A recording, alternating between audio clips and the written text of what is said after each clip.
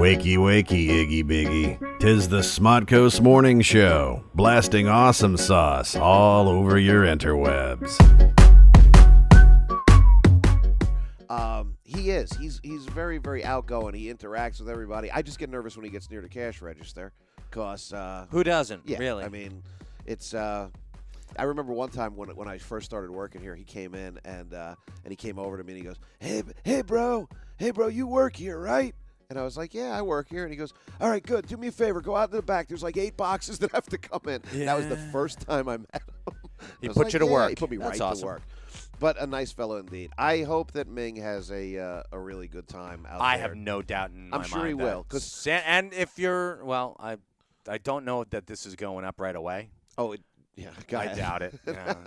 I'm not technically handy. Well, you remember the last one that we did. It took, 6 months to get up? up? It was a 4th of July show. And I think it went up. Christmas. It was our Christmas pod. I think it went up in September almost. That's fine. But, hey, it was nice. No one else was here, and we were doing stuff. So we actually got here early, right, to do this. We did, and we still started at 10 o'clock. Of course, I don't think. I think we could show up here at 7:30, and it'll just always work out that we can't get it started until 10. Well, that's all right. Yeah, well, we'll just go with the flow. We will go with the flow. I kind of do miss Ming, though. I was thinking about it last night, and now that you've been kind enough to let me sit in on a couple shows, and I do appreciate it, I was like, wow, Ming always has a way of moving us along and kind of keeping the show going. And I said, wow, I wonder what'll happen without him keeping us on track. Well, I don't have,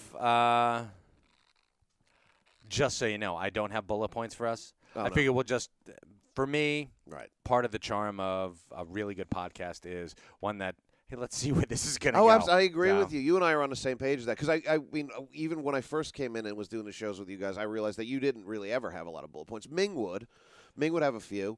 But there were times when I did have actual bullet points. I was like, all right, cool. How often do you actually get to all of your bullet points when you do a show? When we do, like, Ming's bullet points, Ming always pads our bullet points, so just in case we're, like, we zip through. Right. So even if we spend, like, 3 minutes on a topic. I got you. Boom. We're done. We have never gotten through all of them. I would imagine. Because there's just so much stuff out there. There is a lot of stuff. The reason why I bring it up is because, like, when we did the last show, what was it, like a week ago, we had started talking about the Razzies. Yes. And we just totally tailed off. We went into another direction. Oh, my God, yeah. And actually, there are a couple things I wanted to talk about that because somebody said, hey, it's not Hercules, the one with Dwayne Johnson. Right. Dwayne The Rock Johnson. It was Legends of Hercules, which was a completely different Is that a movie or is that a yeah. TV show? Okay. No, it's a movie. Legends of Hercules. And I was like, all right. Okay. I'll take your word for it. I mean, that's the best I could do. I got one tweet today. It was like, hey, Zapcic, I was downloading a SMorning show. What the hell's up with you slagging on Kirk Cameron? What, don't you like Christians? Oh, my God. And I'm like, dude, I went to 14 years of Catholic school, You sure did. If I didn't like Christians, or I was just slagging on him because he is a Christian, right, he would be way down on my list. Yeah, there's a. If I was like, all right, because he was a dick, it has nothing to do with his religion. Because he's an asshole, right? Because he got Julie McCullough fired, right? Which we touched on in that which last we one. did. And we said so we were if you need whatever the hell your name is on Twitter, if you need more. I don't know, more evidence that Kirk Cameron is a douchebag, just check out what he did to Julie McCullough. Yeah. He's unabashedly, he's like, yeah, she's a sinner. I know, a sinner. And let's just, it wasn't. I'm going to give you the breakdown. Please. So you don't have to go out and do the research yourself. Julie McCullough was played by actually it was Julie Costello. Hey. Funny there. Huh? Played by Julie McCullough. Right. A very pretty girl. Very pretty girl. She's Pixie-esque. Yes, very well put. She is. She's got, and very, very I got to meet her years later. Right. Very lovely woman. Yeah. And so she's there. She's on the show. Did she still look hot? I got to interrupt. Was she still? She's still very attractive, really? Young lady. Pretty lady. I'm sorry. So she's there. She's playing. She's on Growing Pains. Gets hired by the powers that be up at ABC. And it turns out that Kirk Cameron is a little bit of a he's a pinup boy. Mm-hmm. He's one of the teen beat guys. I remember that. I remember that time, and he was like a Tiger Beat. He was the David Cassidy, like that kind of thing. He was, and Justin he Bieber. held a lot of swag. Yeah. So, and this show was supposed to be about Alan Thicke, much the way that the Cosby Show was about Heathcliff Huxtable. Right. Yeah. It was supposed to be about the dad. Yeah. And then, but because he was so good looking, it kind of. Well, I don't think he was that good looking, but he was a big thing with the tween girls back before they were called tween girls. Oh, gotcha. So they find out that, hey, here you go. Wow, this kid's making us money. Yeah. So let's start listening to what he has to say. Mistake. Bing! What a stupid thing to do ever. Right. So they start to listen to him, and Alan Thicke's like, well, what the fuck is going on here? I'm Alan Thicke. I wrote It's supposed to be my show. It's my show, and I wrote the theme to Different Strokes. God. And I sang it, too. Yeah, remember, he sang a couple of those songs he did. back in the day. So he's like, I'm the guy here, and I'm Canadian, too. And so you've got Kirk Cameron, he's basically he's a middle-class white kid who finds God all of a sudden. Yeah. Now, was this during Growing Pains? This is during Growing Pains. Okay. And I read his mom's book, right, which is Self-Serving Tripe. It's just that's the name of it. Wow. Yeah. How did it do? It was great as a cookbook, but for self-help, not so much. Man, oh man. But it was, oh my Lord. Right. Was she religious too, or she? They eventually, well, of course, they went the way of the man. Hey, Kirk's got the money, Right. so. And that Candace Cameron's not pulling in as much from Growing Pains. Well, she they was got on the Full House, right? She eventually went on Growing Pains. Yes, the Full House. I'm but sorry. But still, she was younger. She didn't have the money yet. So let's follow the Jesus. Yes, money. of course. Let's do this, Right. and hopefully she'll get involved. And she also follows the way of the Master, from what I understand, or really? does.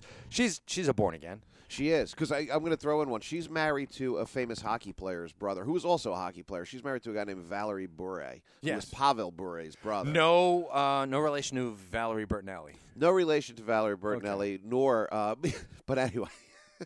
Just making sure. Just making sure. Hey, listen, it's a guy named Valerie, which is like a boy named Sue. I feel. Oh, you know. lovely. So the one older brother was really, really great hockey player, Pavel, and then the younger brother, just in like a lot of cases, the younger brother's not as good as the older one, Valerie Bure, but she ended up marrying him. So and he was from Russia. I don't know if they have Jesus in Russia. Do they?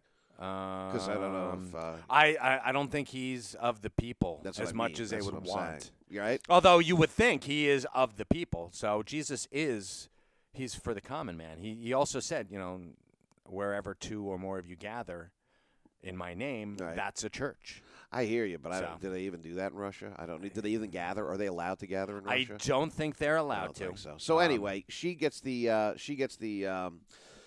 Full House money, but getting back to Growing Pains, right? Which hey, thank you for pulling a Ming. No problem. So anyway, because there's so many different tendrils around here. Well, that's the whole thing. Any story has many tendrils. So Kirk Cameron discovers Jesus. All the people they're like, let's keep this kid happy. Yeah. And Julie McCullough comes, and she's this breath of fresh air. She plays the parents' au pair. Oh, is that what it was? Okay. She is the nanny for the little girl. What was that? What was that the cousin Oliver of that show? When they brought the yeah, little actually, kid in? which is really weird because she went from baby to 6-year-old in one season. Really? Yeah. I don't remember that. Oh, that's so funny. Oh my God, I loved it when shows did that because Family Ties did that too. They had a baby, and then the kid Andrew was Andrew. 5. In Yeah, the next year. Well, they did, and I'm sure that they were. Because that show was following the Family Ties model. Was it? Okay. Oh, my God, Yeah, yes. well, you're right. It would have been a couple of years later. So with the Absolutely. success of NBC Must-See TV.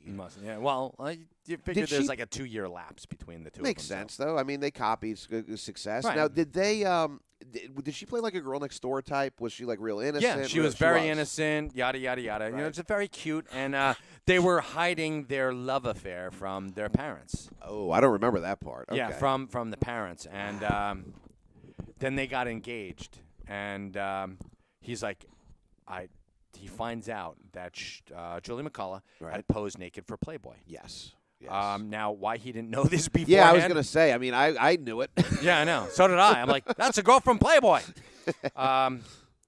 Why he didn't know it, I have no idea. It must have been not the way of the master. So it's the way of the masturbator is what boom, it was. Playboy and Oofa. bada bing. So he finds out, and then he's like, she's a sinner and a fornicator. I can't be on the same stage with her. And what, he goes to the top with this? He goes to the head of ABC or whoever. Shit. He's like, I refuse, or I won't do it. And at this point, he's got enough juice. He's making enough money. He's the show. He is the show. Yeah. Oh, fuck. So I mean, and not only that, but here's this guy who, this is what he does because she bared her breasts in. Yeah. You know, I won't do this, and he wouldn't have any scenes where he was in bed with another woman, even sitting on a bed with another woman. It went that far? Yeah, he was pulling a Ricky and Lucy thing. Wow. So, but it was perfectly fine for them to call Carol, who was played by Tracy Gold, to call her fat. Oh, when really? She wasn't fat. And did she have like an anorexic problem? She did. Too? She was actually, it got into her so much that she developed this eating disorder. Holy shit, because of the show? Oh, my God. I didn't know that. I thought she had an eating disorder, like, it had nothing to do with the show. She got it because of all the shit she took on the show. From what I understand, yeah. Well, I mean, I could be wrong, but I was every time, hey, what's up, fatty? You know, you're okay with that. You're okay with verbally abusing this poor girl. Yeah. But, hey, you know what? Jesus wouldn't do that. Jesus wouldn't be like, hey, fatty. I don't think. Can you imagine? Of course. That's terrible. But I'm just showing the hypocrisy. Yeah, it is. So he gets her. Wow. We're all hypocritical in some way or another, but I mean, this is like at the top of. You know how the cream rises? Yeah. Yeah. Well, there's enough fat in your shit. It rises still. That's crazy. I'm just like, oh man. Because it affects. And I'd said this to you one other time we were talking about it here at the Stash. It affects not just, but her livelihood, her family. You're taking a moral. Your moralities. Or your morals might not be on the same, line. But you're saying, listen, I'm gonna, you're gonna be screwed out of your job now. You're not gonna make any more money. Exactly, and I'm gonna blacklist you. Well, that's what I was just gonna lead to. Like, you're fired without cause. And you know what? Here's what. Not only that, but here's what we're gonna do. We're gonna make it so that your character left my character at the altar. Oh, so you're the bad. You're the bad guy. Oh my God, so I don't remember that happening. Holy shit. And they. Like 2 years later, or a year or two, whatever it was, they bump into each other at an airport. Right. And she has to stand there while he yells at her. Seriously? Yeah. Did they have her like all methed out and sores on her lips? No, they should have done that. Because that would have been perfect. It's kind of like what that would have been what grace. God had in that's what I'm store saying. for. Well, when you bared your breast, now that's why you have to give, as you would say, angry handies behind the 7-Eleven. So now you want to know why I don't like this guy? Yeah, I know. Seriously, it doesn't really seem to be. You don't need any more justification than that. And again, you didn't come at it from a religious standpoint. No. This wasn't like, oh, he's too preachy or anything. It was basically because he screwed over this. And let me tell you, that's only the one thing we know he did. Yeah. I'm sure there was... No, there are a bunch of other things that, and like I said, the whole Carol Seaver thing, where he helped her along, and you know what? Let's make fun of her weight. She was always interesting to me because she was a girl that, to me at least, she went through phases where she became really pretty. And she was like that, and I mean this with all due respect. She had like an ugly duckling phase, which I think we all go through, right? Oh my God! Yeah, we all go through it. But then, towards the end of that show, she really became quite the looker. You know what? We met her about 6 months ago. Lovely young lady. Is there anybody that you haven't met? When we do these shows, I could be like, hey, the father from Good Times. Hey, met him. He was over at the hot dog truck over by the railroad track. That's what you should ask me. Hey. So she was really cool too, Tracy Gold. And whatever became of? I know he's got the whole. What does she do now? Does she still acting or? She does TV movies. Oh, okay. She was in Melissa and Joey. She does video stuff. She also goes to cons. Oh, okay, okay. Which is pretty cool. Yeah. From like 2005 and she has nothing but nice things to say about. Actually, she doesn't talk against Kirk Cameron. Neither did Julie McCullough, by the way. Really? Absolutely. You know what? She was like, you know what? It's all water under the bridge. You think that's a career move, or do you think that's really how she feels? No, I think it's you know what? I would be bitter. I mean, I'm bitter for her. Yeah, no, exactly. Yeah, I'm doing that for her. You're waving the flag. I've got it covered for her. It's good. It makes me, it's like, oh, you make me sick. Yeah. Well, it was also 30 years ago now. Yeah, I mean, it still and makes now me that sick. we're getting a little bit older, though, you realize that time, might not heal all wounds, but you get to Of a point where you're course like, you know not. what, so much other shit has happened that I got to worry about. I can't worry about shit that happened 30 years There ago. you go. Missy Gold. Yeah, Benson. She was in Benson. That's who it was. Missy Gold. I'm trying to figure out who her sister was. Oh, yeah, I remember her. She had the blonde hair. She was she's a little bit older, I guess, if she was in Benson. Right? Actually, she's the old. Actually, Tracy's the older sister of Missy Gold. Interesting. I hated that fucking show, Benson, by the way. So boring. Really, you didn't like things about the governor's the governor's mansion? subservient. What was he? He was his press agent or his right hand man? No, he was his butler, to be honest. He was the really? household staff man, and then they got him to be like a presidential candidate. I wonder, yeah. Rene I wonder Auberjonois, however the hell Odo. Odo. Yeah, Odo.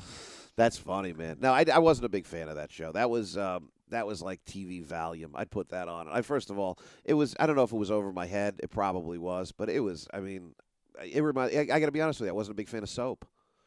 Were you a big fan of Soap? Remember Soap? I actually did like Soap. Yeah? I liked that. It was like risque at the time. Oh yeah. So me being able to watch that was like you watching Saturday Night Live. There was a certain cachet to it. Right. Like my parents are like, "Oh, it's filth." Oh, okay. So you got a little like, hey, I might be doing something wrong by watching it. Or well, actually, one of my parents were like, yeah, you can watch it. Yeah, it's filth, but you can watch it. Okay.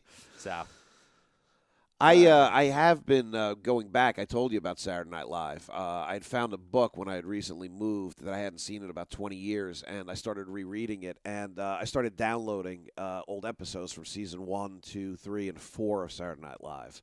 And it's funny because as time has passed, you see so much of the highlights from Saturday Night Live and all the best skits, and you don't realize that, or at least I didn't realize, that they had an hour and a half of that show to fill, and, they couldn't all be home runs. So you're watching Belushi and Aykroyd and Bill Murray even in some of these skits, and you're like, wow, this skit is horrible. Like, there's not one goddamn laugh in this whole thing. Yeah. But people forget because it was an hour and a half show, man. That's a lot of time to fill up. Oh, my God. There were some times that it was just brutal. Really brutal. Oh, my God. And they had, now that I'm going back and watching it through an older eye, if you will, the way they used Garrett Morris, it's almost like they didn't know what the fuck to do with him. Now, was he really just that bad? I didn't remember him being that bad as a kid, but man, he's tough. Yeah. I know. It's not a lot of improv skills. They don't give him a lot of lines. I've noticed that he and Lorraine Newman seem to be the really two on the outside. Like, it's really weird because Lorraine she ended up having an acting career after that, and I mean, she was in Problem Child. Okay. Which is, that was a that big was thing yeah back in the day. Right. That was the John Ritter movie, right, with the redhead kid. Yeah, it was kind of a funny movie. She was also in obviously the Coneheads movie. Yes. When that came out, and she was in some other stuff too. I know it's weird. You would think, but that she didn't play Connie. She didn't. No. Oh, okay. No. Right. I think she just did like a cameo. Yeah. She was like the FBI agent, something like where they give her a real shitty exactly. role. You know what? You need a paycheck. Yeah. All right. We're going to toss you a bone. You're going to play the FBI agent who comes in and arrests the younger version of you. Right. Replaced That'd be with great. Man, oh man. So. But yeah, it's funny because like I said, a lot of people, my friends, especially when I say a lot of people, the 2 or 3 friends I have, we went back and we were talking about it, and it's like, everybody seems to remember it as just being cover to cover hysterical. No, it wasn't. It wasn't. There was there was some topical stuff that just didn't go anywhere.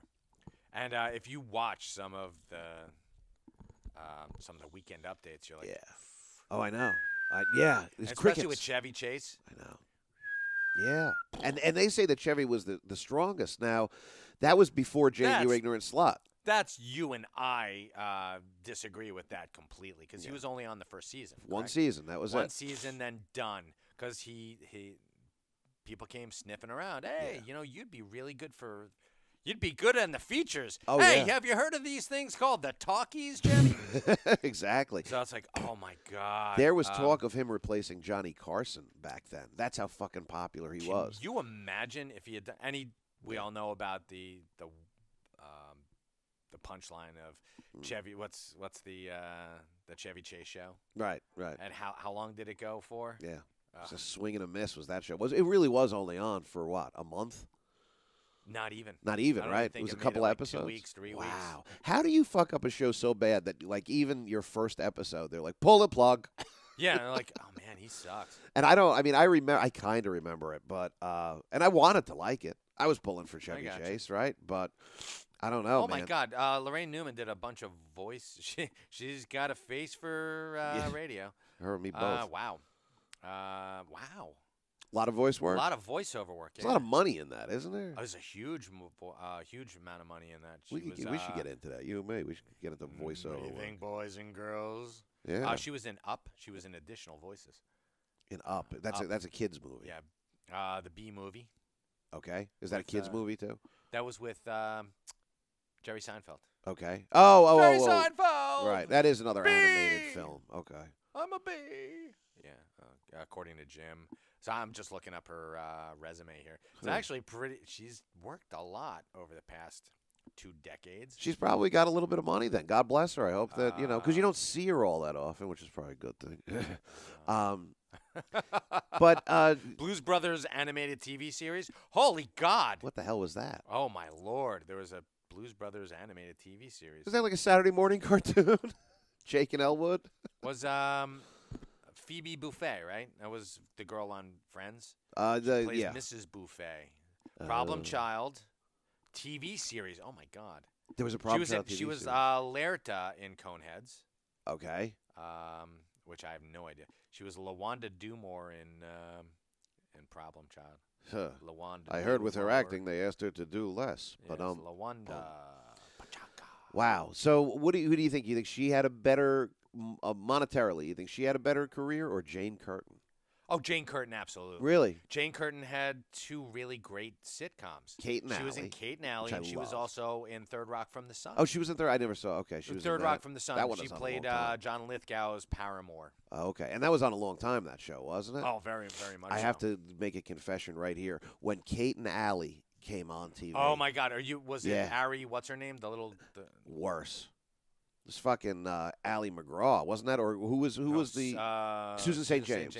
Oh my God! You were Susan St. James. Oh, guy? I had such a. You loved her. I loved her, and I was like, I think I was like a freshman in high school when that show first came on, and I was like, I think I have a thing for older women now, and she was now. Now I know, right? What are you gonna do? Now I got older. I have a thing for younger women. It's cyclical. I'm telling you. But yeah, she was. She was a pretty lady. Sad story though with that too. She was married to Dick Ebersol, who was one of the producers of NBC. You remember that plane crash a couple of years ago, and their son was killed. Yeah. And it's weird because in that Saturday Night Live book I was reading, there's a picture of her and Dick Ebersol holding that little boy that ended up dying in that book, and I was like, oh man, that sucks. Way to bring the show down, Marco. Yeah, thanks a lot, buddy. Oof. But yeah, so anyway, that's my Saturday Night Live. That's my 2 cents on that. Lovely. No one cares. So, Kirk Cameron. Douche. Yeah, dickhead. Wow, that was a roundabout way of answering we all had to justify that tweet just to be like, these cocksuckers. I had to tell you one other thing that I found when I was moving. It's not really related to entertainment, but I thought you'd get a kick out of this. I was moving these old boxes, and I found a pile of report cards of mine. Oh, Lord. From when I was in high school. And I don't think I've ever told you this one, so I'm just going to tell it to you right here for the first time so anybody can hear it. I noticed that the report card that I'd had was a photocopy and that the tape was still on it because I used to fake my report cards when I was in high school. Your pal over here got such bad grades. Uh-oh. And I got in trouble like the first semester of freshman year that I was like, you know what? I'm not going to spend the next 4 years in this kind of trouble. This is bullshit. I got to come up with a system of how I'm going to be able to fake my report cards to bring them home to mom and dad. Now, the problem is that I had a girl that was kind of like my sister that went to the same school. Right. My dad's business partner. So my dad would see her report cards, and my parents would also see some of my friends' report cards too. So I went to this entire, scandalous, the CIA could have been behind this. I made sure all of my friends and this girl all had photocopied report cards whenever my parents were around because obviously I couldn't give them the real report card because the report card was colored. It had it wasn't a black and white photostat. It had the school emblem on it. It was like blue and white and gold and shit like that. So I decided if I can hornswoggle my folks into believing everybody has photocopied report cards, then I can easily just take an X-Acto knife, Of course, take a little C out from the left column, put it in the right column, photocopy it, and then give it to them that way. Of course, I'd have to intercept all the progress reports that came in the mail. Of course. Make sure I erased all the messages from the machine. Johnny's failing algebra. And again. how did you do that? I just stayed on top of it, man. I mean, there would be. For how long? How long is this? 4 years. Four Four freaking years. And it went on in college, too, for the first. Oh, my God. See, I was unable to do that. I'm just not on top. And my father would, I'm going down for the mail. It's like, oh, no, you're not. Well, and there's no way to get. That's a really good point, though, because it's like, why wouldn't they be like, why the fuck does the kid want to get the mail once a month? Yeah, I know. And I would run down there to get it. Thank God, as you know, I lived in a big enough place that we didn't, we could get away with stuff without seeing each other. I grew up in a house that was big enough where we didn't, bump into each other all the time. But I found this stack, and I noticed that on some of them, I think I was smart about it. You tell me. I didn't go for like straight A's or no, like that's you didn't get greedy. No. You're going for, you know what? As long as I'm passing, we're good. That's it. C's, maybe a B here and there. But Mike, so much was at stake here. I mean, if I fucked up a report card, you're talking about me getting grounded. Was you can't go to concerts anymore. You can't go out on Friday nights. You can't. And I was not. It's not that I was a bad student. I was just as distracted as I am here at work, as you see every day. Oh my God. I'm very, very distracted, and I wasn't really a troublemaker. I like to talk and laugh and shit. Like, yeah, big time.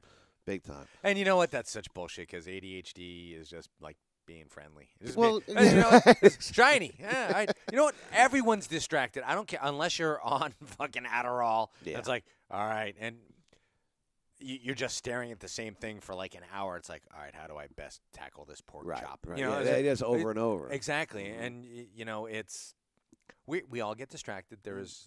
Shiny things all around. Yeah, exactly. Shiny things. Yeah. Ooh. I mean, this entire store should just be like bouncing from wall to wall. Oh, yeah. But you tend to overcome acclimate. Yeah, acclimate. And you've got it's like, oh, cool. We've got 22,000 things to look at. Right. I can't look at them all today. Yeah. But I could, but Walt will have your balls in a sling exactly. if you didn't. Yeah, totally. So not a big deal. But so I think that it's amazing. I think the fact that you were able to stay on top of it shows that you really they should have given you grades based on that. You would think, right? The fact that you know what? I think that's the effort. Yeah. That's a B+ effort. It's like you might be failing the grades, but we could put you in charge of something here because obviously you can organize and the fact that you pull it off. And it did. It went on for I started doing it right after I was my second semester of freshman year, and I made sure that my bases were covered until I graduated. My folks did not get a real report card. Save for that one for 4 years of high school. They got photocopies, and it was smooth sailing. Now it did come to bite me in the ass when I was a senior. Of course it did. It did. Of course, because you had how many times did you skip? I cut 19 times by November. 19 times. That's 9 times. I mean, Ferris Bueller made it. Yeah. To April before 9 times. Exactly. I didn't know. Was that April or May? It had to be. It was springtime. Well, they went to a baseball game. Yeah, so it's after April 15th. Right. Yeah. So, but still, almost towards the end of the year. So he made it the whole year with only cutting 9 times. Yeah. 9 times. Yeah, I know. Seriously. 19 times by November. They ring up the house, and I remember I got pulled out of bed that morning, literally by the foot. And Father was like, "I'm going to kick your fucking ass." Well, I mean, you're a dad. I am not. But can you imagine? You get a call and you think everything's going fine, and it's the guidance counselor. And they're like, "Hey, Sonny boy ain't been in school for about 3 weeks. Yeah, ain't seen straight. Him. What does he look like again? Can you send us a picture? We've got him on the little milk cartons. Right? Yeah, in the school lunchroom. Not really helping because his girlfriend hasn't been around in 2 weeks. So. I managed to pull it off until that fateful day when the phone rang and he pulled me and he said, "Your school just called. They said you haven't been there in 3 weeks, or the equivalent to 3 weeks." And man, they made that day. They made my mom and dad go into school. I was still home. They dragged me in. Mike, they put all of my teachers, the principal, and everybody on one side of the table, and they put me on the other. And they brought me through the fuck. I mean, seriously. But it was like over the it was like the communist witch hunts in the 50s. I was going to admit the shit I didn't do just to get out of there. Do you now, or have you ever cut school to sell drugs? You do a good Bobby Kennedy, man. Thank you very much. And, yeah, for some reason, they said to me, they said, listen, we're going to give you another shot, which they always said. But I couldn't miss one more day for that entire year, no matter how sick I got, nothing. And so I managed to graduate. Cut ahead to next year going to college. I went to Monmouth College. Showed up, yeah, which was college at the time, not university. It wasn't all hoity-toity. Show up for the first couple of weeks, and I was like, you know what, this sucks. Start cutting that. Then I realized that Mom and Dad are still paying for this, and they're not going to get their money back. I didn't know that. Oh, you're about to get your ass beat. So before they find out, still intercepting the mail, so they don't know. They think I'm going, blah, blah, blah. I get a letter, and they're like, hey, you've been kicked out of the college. Unless you have a real good excuse, you're not allowed back in. Yeah, seriously. And, I mean, no one's seen you. No. Are you real? Are you a real person? That's what I'm saying. No one is. Your professors have never met you. Nope. So how do you get out of that one, right?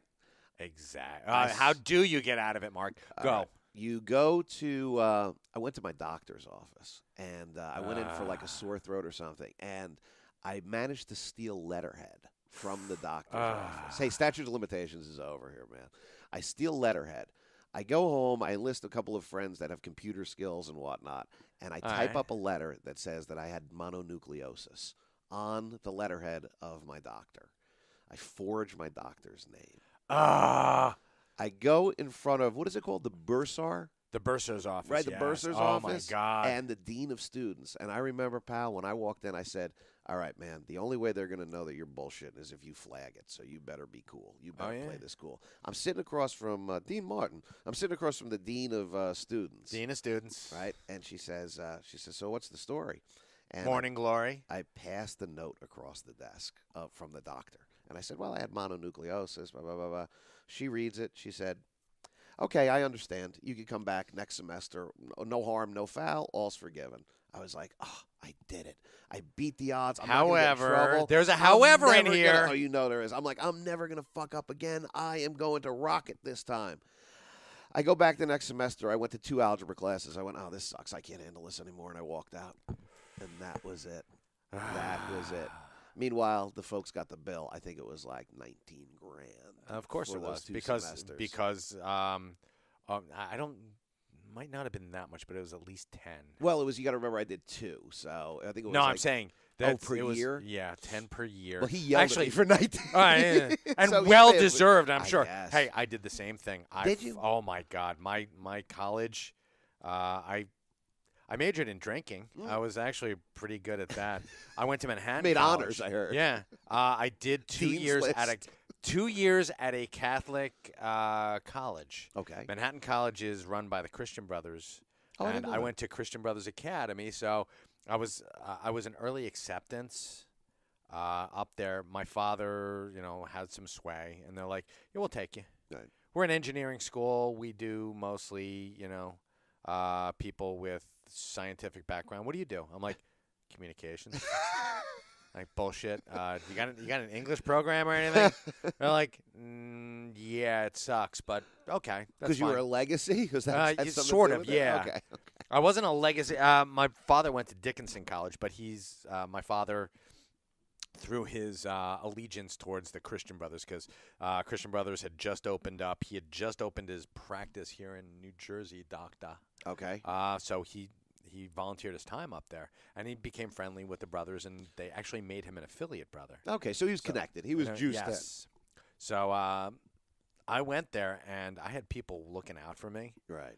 But first time I did most of the major drugs that I can claim. Right. I did up at Manhattan College. That's where you first. I learned how to fake IDs. Oh, nice. I was actually doing that as a living. Really? Yeah. Oh, man. I learned how to do it so as not to, because you could fake your student ID. Right. And they would take student IDs as at any of the college campus bars. Oh, really? So that's convenient. You didn't need a driver's license. No. You could just. No, but and they weren't grandfathering people in because the age had just gone up to 21 in New York. Right. It had gone up to 19 the year before, and then it went to 21. So it was 18, 19, and then 21? Then 21, yeah. Okay. And I was like, oh, shit. Yeah.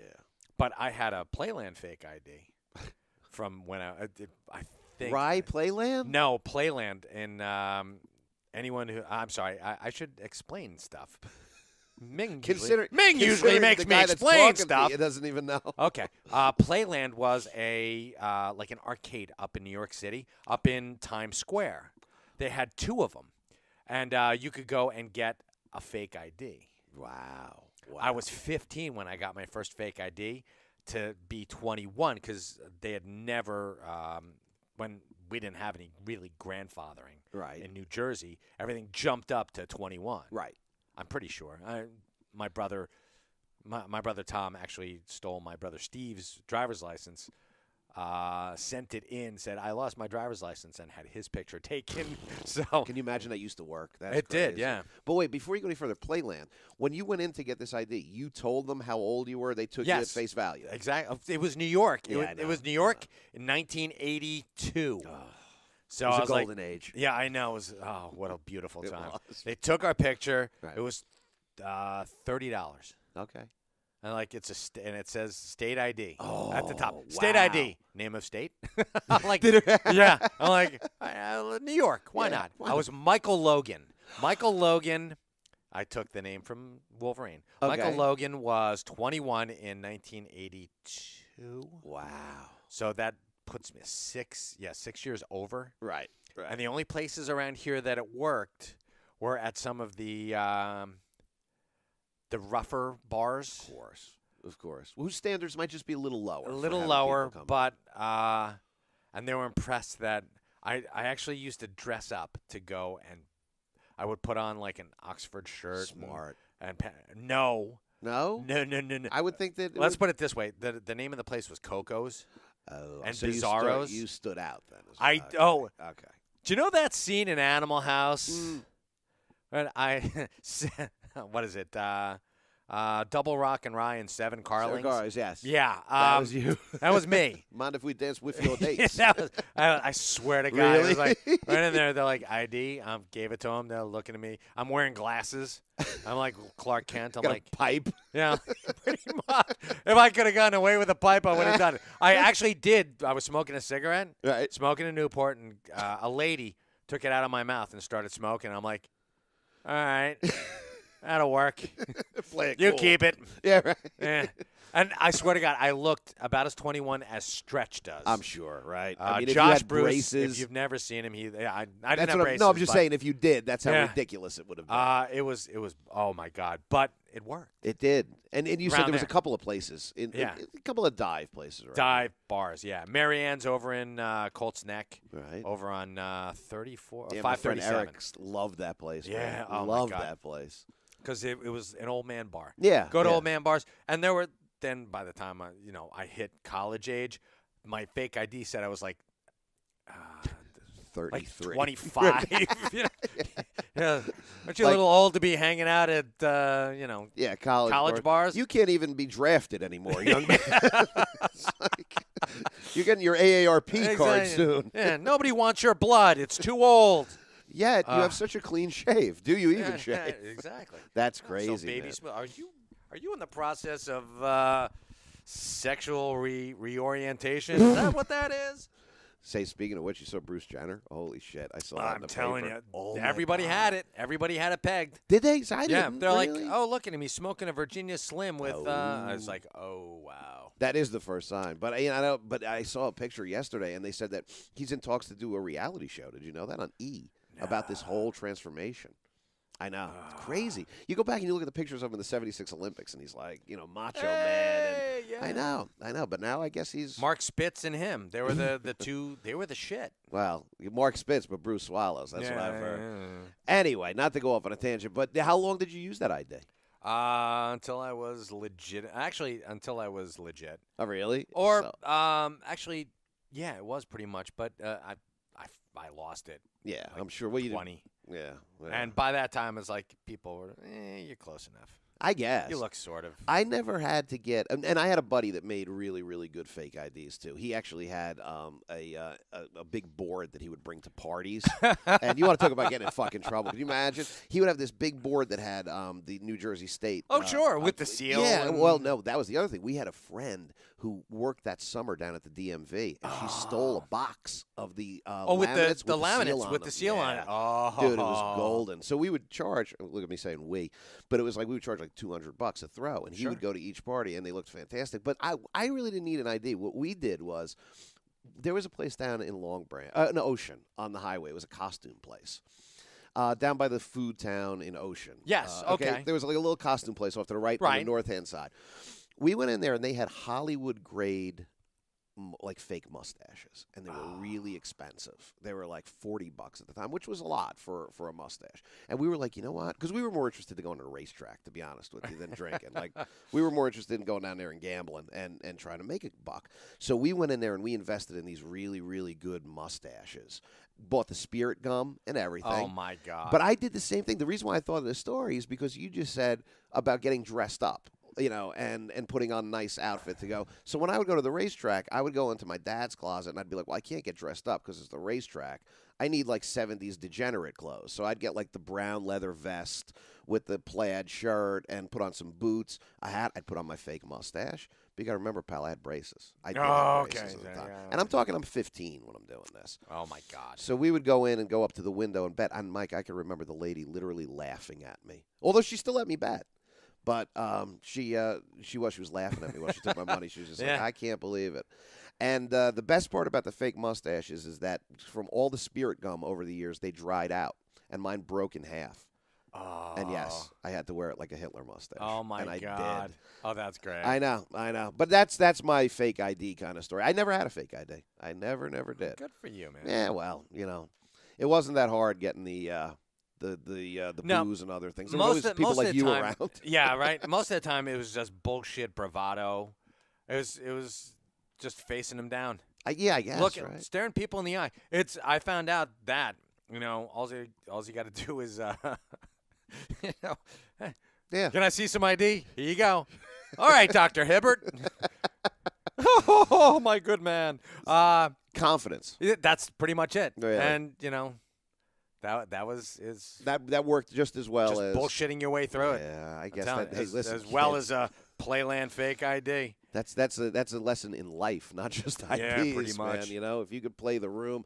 I read something the other day where they said, you could be as smart or as intelligent as you want to be, but if you don't know how to work people, you're dead. You're screwed. You're dead. Exactly. Yeah. So, but that is funny, man. That is crazy about just going into a place like Playland, telling them how old you are, them taking their word, taking your word for it. Yeah. So anyway, Kevin Lang actually asked. He says that's not exactly what I was saying about the Kirk Cameron stuff. What is your beef with the guy? I find it comical how much you dislike him. Wonder why. Well, I think I pretty much. I told him to check out this particular SMorning show. Right. So, Kevin Lang, I hope we answered. Hey, mister, I hope we answered your question. You know what, Kirk Cameron? Utter douche. Yeah, I can't state it enough. No. But in all fairness, didn't his movie just totally? Is it like you said? I think last week was the worst rated movie on IMDb. Yeah.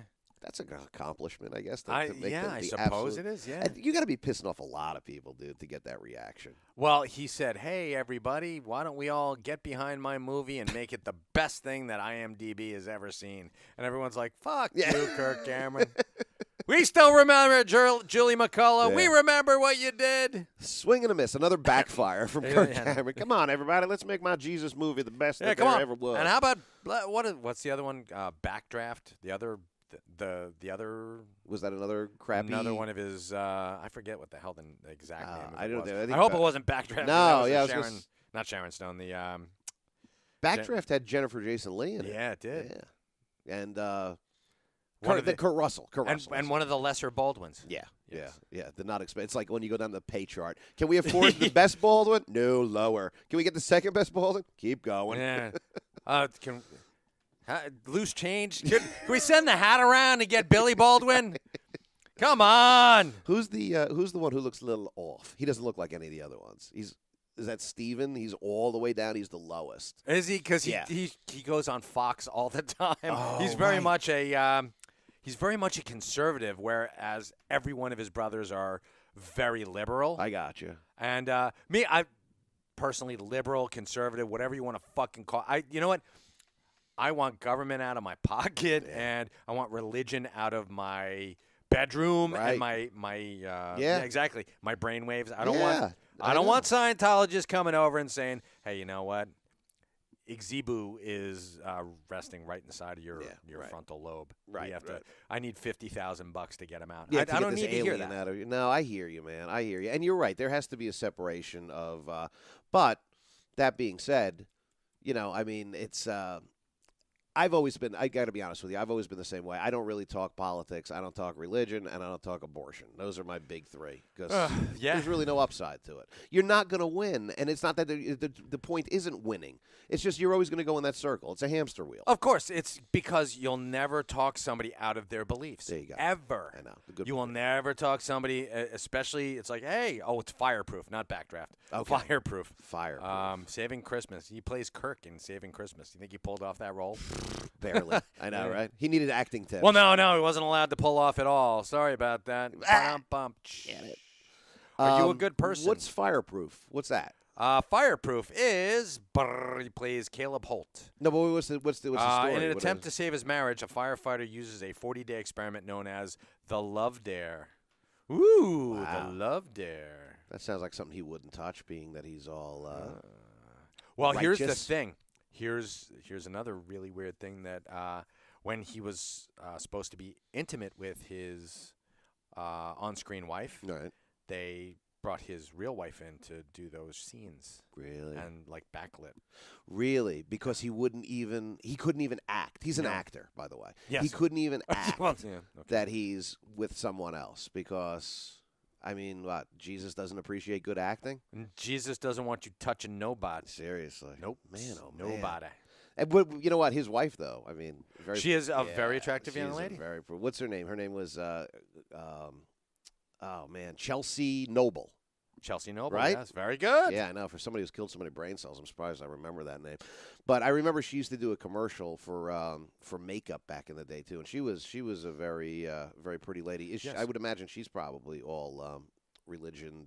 Yeah. You know what?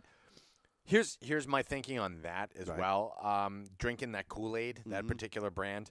When it comes to religion, you want to marry someone who's on the same page as you. Oh, sure, yeah.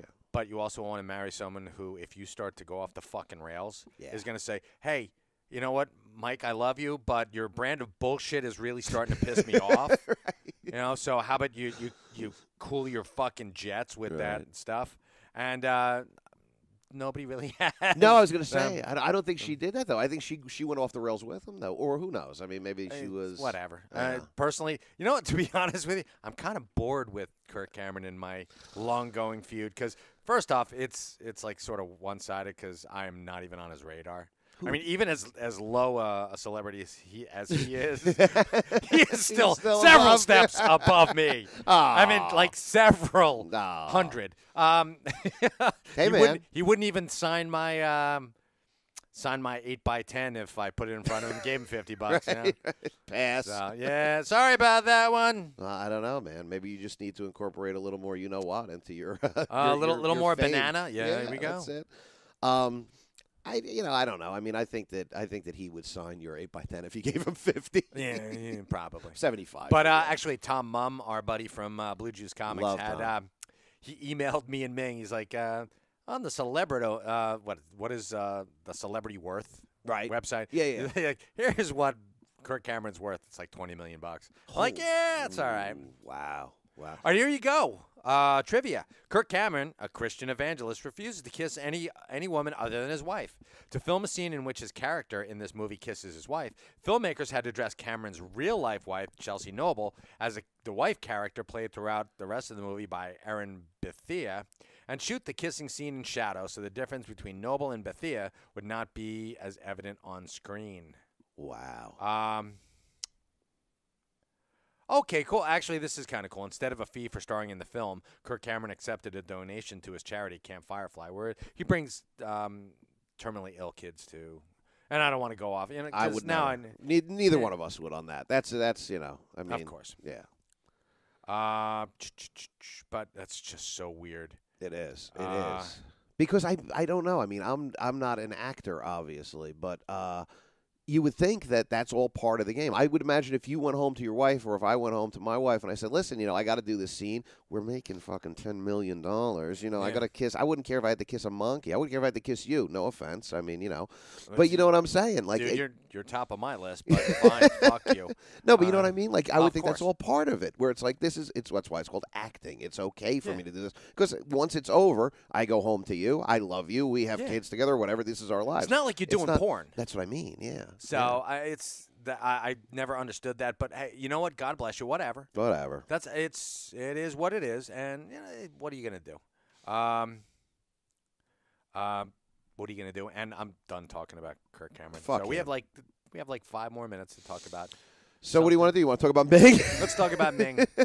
How you doing, Ming? I hope you're. I do. It would be funny if we went full circle and we ended with Ming, only because we don't ever do this without him, and it is kind of odd not having him here. I mean, I've listened to you guys do a ton of shows as I've been working in the background, and I'll be the first to say that he is missed. Ming is missed.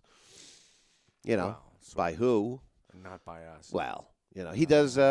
He does. That's not true. I'm kidding. No, of course, we love him. Wow, she looks great. I had to check. Chelsea Noble. Yeah, she's actually 3. She's 50 now. Really? So she's like 6 years older than. She's still really, really pretty. Yeah. I mean, that's all that clean living, though, too. I mean, God Almighty, if I would have lived clean, I probably would have looked a little bit better than I do now. Not much. Now, is that a current photo of him too? 2012. So that's son of a bitch. He looks like he's 10 years younger than me, dude. He's the same age as you. Is he really? Yeah. Because I can. Where are you, Kirk Cameron? Well, he was born in. No, it's right there. 69. Oh, he's shit. That makes me feel worse. He's 3 years older than I am, dude. Wow. I was born in 1972. Oh, dude. And he doesn't even have the bags. Do over a his fucking eyes. sit-up, will ya? Oh, God Almighty! Turn down a sandwich. Turn down a sandwich and stop smoking all them cigarettes, boy. You know what? He doesn't smoke. No. Didn't do drugs back in the day like Johnny Boy over here did. Didn't drink as much liquid as he could. You know what? He's not as entertaining as you, though. Thank you, Mike. You know what? He isn't. Fuck him. Again, now we're still bashing this son of a bitch. Exactly. Kevin Lang's like, the fuck? I thought you guys were done. Nah. But we're this is Friday. We're going through some collections too. We've got folks. Yes. Folks. Please. Folks. Please help us. Folks, you if anyone out there is looking for a Walking Dead #1 in pristine, and I mean pristine condition, first printing. I have a little bet going with Mr. Walter Flanagan. Yes. He and by hook or by crook, I can do whatever the hell I want. We got to get this done. We're selling it for $999.99. And check online. That's a bargain. You're doing well. Yeah, you're doing well if you get it for that, especially in the condition. If you can tweet me, or you can call the store. We'll send you pictures. We'll do whatever it takes to put you behind the wheel of this Walking Dead #1. First printing.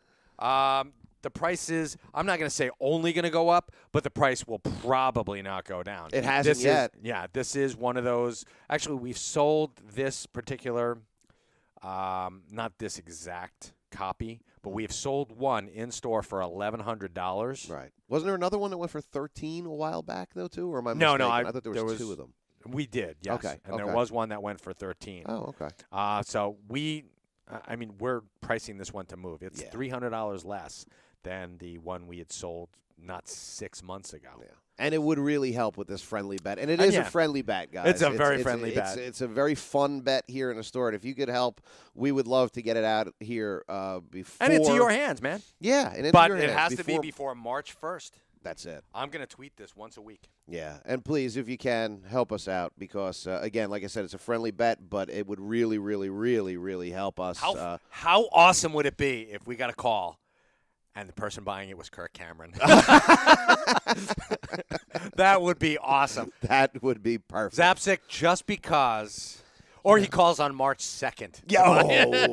I want to buy it, but I don't want the payment to go through until March 2nd. That would make more sense. Yeah. But it would be so cool if he calls up and is like, you know what? I forgive you. I don't think that you guys are that much of dicks at all. You know, I forgive you, and I'll buy the book. Yes. Now, and, what he would want with an apocalyptic zombie book. Exactly. But here's the thing. Well, it's Left Behind, but with zombies. And here's the thing, Kirk. Right. I will publicly apologize to you. I will go on Comic Book Men and apologize. Wow. Whether it gets on there or not is up to the producers. But I will go on and I will make one of our banter topics about you and how wrong I was. If, and this is a big if, and Kevin Lang, this is why, you go and you apologize to Julie McCullough. There you go. And then that's all I want. Would be forgiven. It would be and I would sing your praises there, buddy. We could finally put this to bed. Unbelievable.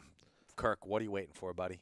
Either way. Call Julie McCullough. Somebody buy this fucking book. Yeah, seriously, buy the fucking book. No, but that would be awesome, Kirk. That would be awesome. Actually, Julie McCullough buying the book from us would be even better. That would be. Yeah. But you know what? We'll sell it to anybody. Yeah, pretty much, yeah. We'll sell it to anybody who's got a grand. That's it. Or $999.99. You don't have to be a former 80s star nor a former 80s playmate. You don't. Come on in and get this book. I mean, if you are a former 80s playmate, it's preferred, of course. Yeah. You know, we'd love to talk to you. But yeah. And please, if you are an 80s playmate, stop in. Don't do that over the phone. Do it. Oh, come on. Have a little class. Yeah. Show up in person. Do it face to face. But, Marco, we are at the end of our hour. All right, man. Thanks for letting me sit in. I sure do appreciate it. Not at all, man. You bring something to the table. And it ain't just the coffee. Thank you, Mike. Thanks to everybody for listening. And don't forget, I'm going to be tweeting this. And I might even throw in a little something extra for you if you do decide to call. So thanks for listening. This has been a production of SModco Internet Radio.